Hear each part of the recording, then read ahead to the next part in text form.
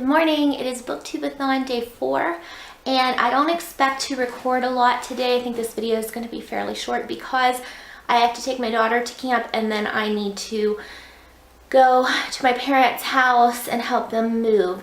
So it's going to be a busy, kind of long day. Probably won't get much read, but I'm still going to take Always Watching and Fair Weather by Richard Peck along, just in case I have time to read, which I probably won't. But it's always good to have a book along. It is a little after 2 o'clock and I am in the parking lot waiting to go pick up my daughter from her last day of camp. I helped my parents move this morning. There's still a lot to do, but we got a lot done. Ate some Subway and then I came here. I haven't read anything yet, so I'm hoping once I'm done picking her up, I can go home and get some serious reading done. That is so cool. That is so cool. Tell me what you made. You made a prosthetic arm. Uh-huh. I love it. So I got some stuff from my mom and dad's and I wanted to show you just a couple things. I found my old cookbook that I had when I was a little child. I got this from a book order and I rated the recipes, some of them, so this will go to my daughter. And then my mom gave me this book. This was that girl, especially for girls book club. I belonged to that for a little while, so I was excited to get that. And this was my mom's book when she was young. And then this one, I don't know. I remember having this when I was little, but. And then I also took this because I just think that's cute. My mom used to have this pattern in Corel, so I like it. And I got a bunch of other things, cookbook and Christmas lights and all kinds of stuff. It's almost 3 o'clock and I can tell that I'm gonna get a nasty headache. I can feel it coming on. So I am in my bed. I might take a nap, I'm gonna take some Excedrin and try to read a little bit, but I might just lay down for a little bit because my head hurts. So I'll be back in a little bit. My head hurts. Headaches suck. Hopefully this will help. Excedrin seems to be helping a little bit, so I'm going to try to read some more of Always Watching. I haven't read much at all today. I'm on page 288. I really want to finish this today, so I'm going to try. My husband said he would make dinner tonight since my head hurts, so yay. I don't know what he's gonna make, but as long as I don't have to do it, I'm fine, so that's nice that he's gonna do that for me. I'll film this dinner that who made it? Barney. Looks good. My little girlie made me some microwave s'mores. I can't wait to eat these. So I just created an Instagram specifically for Amanda in PA. So if you want to be my friend on there, you certainly can. That would be awesome.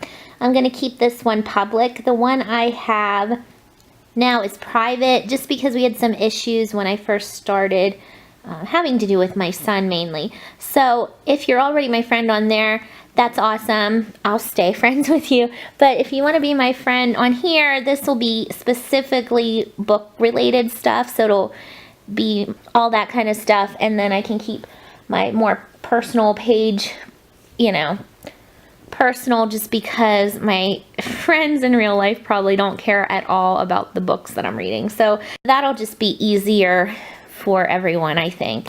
So yeah, follow me. That would be pretty cool. And I would love to follow you right back. I finally finished Always Watching by Chevy Stevens, and I'm gonna give this 3 stars. I thought it was pretty good, but it definitely was not the best book I've read by her. That's still That Night. That's still my favorite. But this one was decent. It wasn't very thrilling, and it was kind of predictable. So yeah, 3 stars. So it's not sunset yet. You can see the sun is right there. Don't mind my dirty window.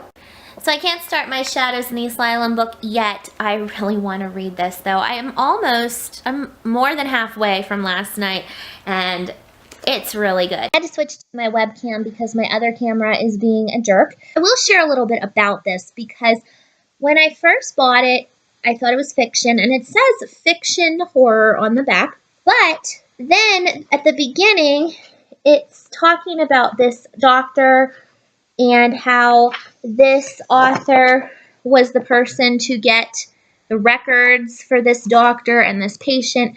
And I'm thinking, oh, it must be a true story. It must be nonfiction. I was confused because as I was reading, it's a lot of patient files and transcripts of therapy sessions. And to me, knowing the healthcare field, knowing the HIPAA confidentiality rules, I cannot understand how in the world this could have happened when this took place in 2003. They're really, really strict about patient confidentiality. Like, you can go to jail if you share information. So that was like kind of a red flag to me, plus the whole fiction thing on the back. So I decided to Google this doctor and couldn't find anything. Then I Googled the facility, which it looks so legit. Craigmore House. There's the brochure. There's actually a photograph of the patient. There she is on her little trip. So I thought, oh, it has to be true. So I Googled the patient. No, it actually is created by the same guy who wrote the Blair Witch Project book. He wrote a book. I don't know if the book was before the movie, but I remember when the Blair Witch Project first came out, people didn't know if it was real or not. At least I didn't. And the people in my town, I remember, my husband and I, when we were dating, we used to hang out at this diner. That was like the place to go. And I remember sitting in there and talking to all these people that were there because we'd all hang out about this movie and how scary it was, and all these people really died, and because that's how they presented it. And then you found out later that it was not a real story, and there was even a Blair Witch Project website that looked completely legitimate. So that's the same thing with this. This author is very clever in how he presents it. So it is a fictional story, but it definitely feels real, and I am really enjoying it. I can't wait to finish it. I know I'll finish it tonight, but I have to wait for the sun to go down. It's almost 11 o'clock, and I just finished Shadows in the Asylum, The Case Files of Dr. Charles Marsh by D.A. Stern, and I think I would give this probably 4 stars. I really liked the beginning. I really liked the ending. The middle dragged. The middle was necessary for the pieces to all fall together, but it did kind of slow down and got a little bit wordy at that point. I am amazed at this author and how he brought all this together and made it feel so real. He is very talented. So this is another challenge completed. Read a book after sunset. I will say that this book is probably not for everyone. It is very tedious. There's a lot of stuff in here, and that's really cool and makes it fun to get through, but there's also a lot of stuff in here, and it is all relevant, but sometimes you almost feel like you are weeding through the information to get to the point. So I know a lot of people would love that kind of thing. Like, I enjoyed it, but I could see how some people wouldn't. And I am going to figure out my page count. So I calculated my page count for the Booktubeathon, my total page count, and it is 1,073 pages, which astounds me. It completely blows my mind. I am shocked. So I can't believe I did that. I'm really excited. So anyway, I am going to go now. I don't think I'm going to read anymore. I'm going to turn on the TV and do a lot of nothing and just relax because I read a lot just now. So have a great night, and I'll see you next time. Bye.